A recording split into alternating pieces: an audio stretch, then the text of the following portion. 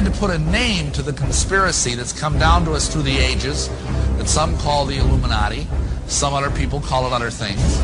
But I think if you boil it down to its purest, simplest form, you would identify it essentially as Freemasonry. Now that might surprise some of you, but understand that Masonry has been around a long, long time. It may not have always been called Freemasonry, but Masons itself brag about the fact that their first Mason was Tubal-Cain. Now Tubal-Cain, if you know your Bible, was the seventh man from Adam by way of Cain, and he was the guy that invented metalworking.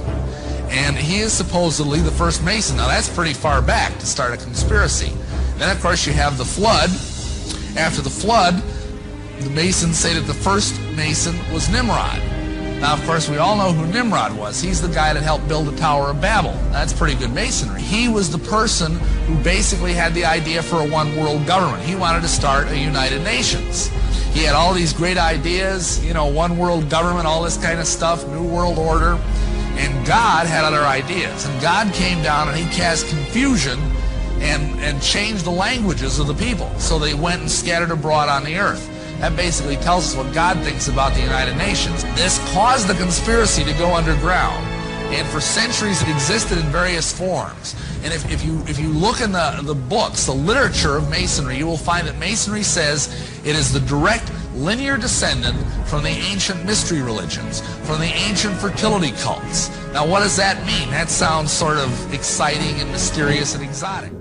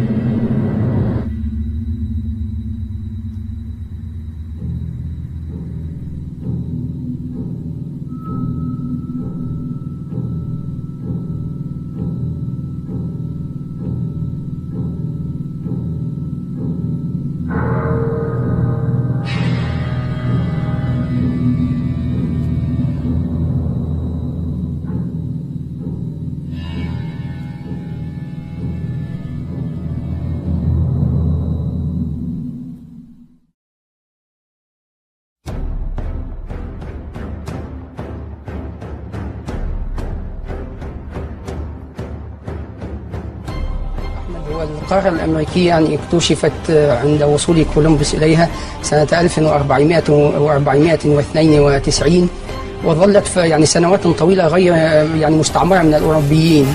والحقيقة أن يعني الفضل في استيطان القارة الأمريكية يعود ليس إلى الحكومات الأوروبية. يعني فكرة استيطان القارة الأمريكية البكر فكرة نبتت في ذهن الحركات السرية، وهي التي تتولى تطبيقها في الفعل. وكانت فلسفة طبعا الماسونية والحركات السرية التي هي جسم كبير متشعب في أوروبا وفي تاريخ الغرب يعني وفي حالة صراع مستديم مع سلطاته ومع القوى العقائدية والتاريخية والملكية فيه.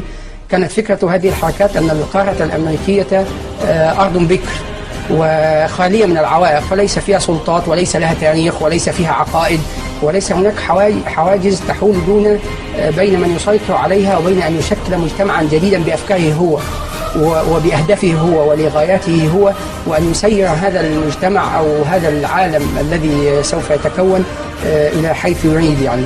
فيعني يختصر ذلك عبارة يعني تشيع في الأدبيات الماسونية، هي أنهم فطنوا إلى أن القارة الأمريكية هي التي ستحسم مصير العالم. من يسيطر على هذه الأرض البكر ويتمكن من إقامة عالم فيها بقواعده وقانونه ولغاياته هو الذي سيتمكن مع الوقت من السير بالعالم إلى ما يريد. فطبعا لا نريد الاستطراد في كلام نظري، لكن نقول تاريخيا أن أول عملية استيطان للقارة الأمريكية كانت سنة 1587. هذه المحاولة رائدة والتي هي أول عملية استيطان تاريخية للقارة الأمريكية الذي قام بها وهو السير والتر راليك، كان أحد كبار أعضاء حركة الروزيكروشن، وهذه الحركة هي توأم الماسونية ولكنها أكثر منها انغلاقا وأكثر سرية وهكذا. We have before us the opportunity to forge for ourselves and for future generations a new world order, a world where the rule of law, not the law of the jungle, governs the conduct of nations. When we are successful, and we will be, we have a real chance at this new world order.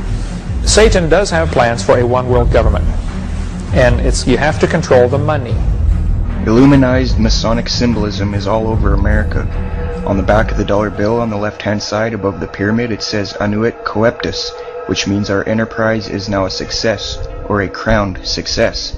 So what enterprise does it mean? Well, Novus Ordo Seclorum near the bottom, Novus meaning new, Ordo is order, Seclorum is where we get our word secular, meaning the world.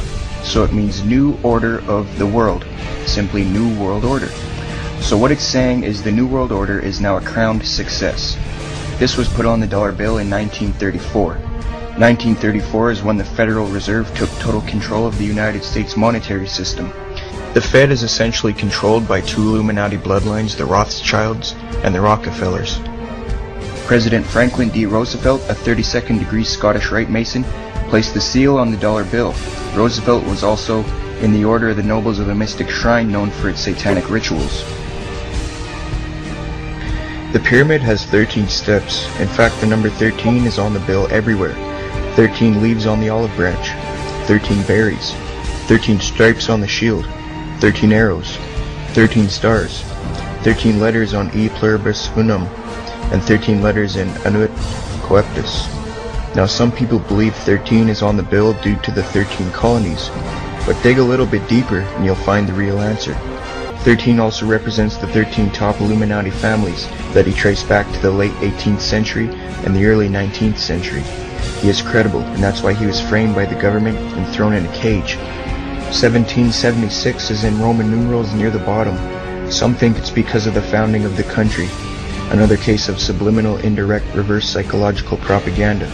1776 is when the Illuminati was formed. The New World Order. Another striking fact is that the eagle has 32 feathers on the right wing, the number of ordinary degrees of the Scottish Rite.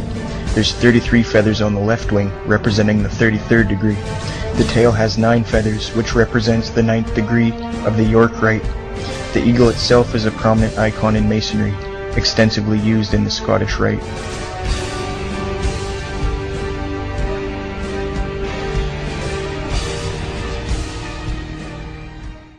Many of the United States presidents have blood relations with each other. The Bush lineage has blood ties to a great number of former presidents. George Washington, Millard Fillmore, Franklin Pierce, Abraham Lincoln, Ulysses Grant, Rutherford Hayes, James Garfield, Grover Cleveland, Teddy Roosevelt, William Taft, Calvin Coolidge, Herbert Hoover, Franklin Roosevelt, Richard Nixon, and Gerald Ford. Sharian points out in his work that Bush is closely related to every European monarch on and off the throne, and has kinship with every member of Britain's royal family. Bush's family tree can be documented as far back as the early 15th century. He has a direct descent from Henry III and from Henry VIII's sister Mary Tudor. He is also descended from Charles II of England. And we also find that George W. Bush is a direct descendant of Godfrey de Bouillon.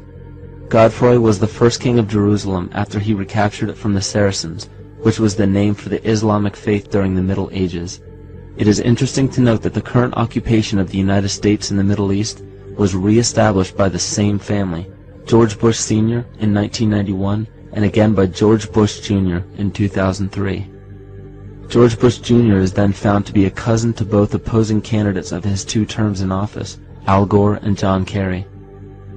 Democratic President Barack Obama also has blood ties with George W. Bush, as well as Gerald Ford, Lyndon Johnson, Harry Truman, James Madison, and the British Prime Minister Sir Winston Churchill.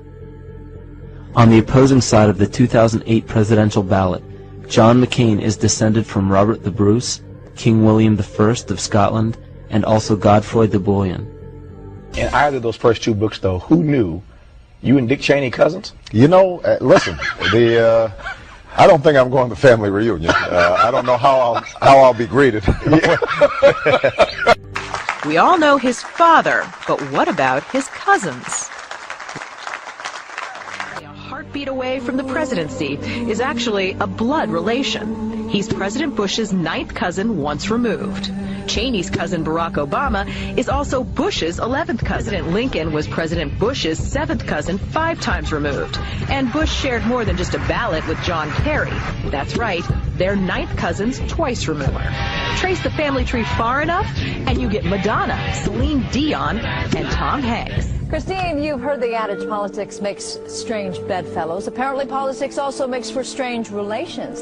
Thanks to the New England Historic Genealogical Society, we now know the presidential candidates are related to a host of famous and historic figures. In this primary campaign. I opposed this war in 2002. But do you know their relatives? Obama is distantly related to 6 presidents: George W. and George H.W. Bush, Gerald Ford, Lyndon Johnson, Harry S. Truman, and James Madison. Obama's family tree also includes Sir Winston Churchill and Civil War General Robert E. Lee. Thank you all. Thank you. She's also related to beatnik author Jack Kerouac and the wife of Prince Charles of England. John McCain's ancestry was more difficult to trace, but it's known he's the 6th cousin of First Lady Laura Bush.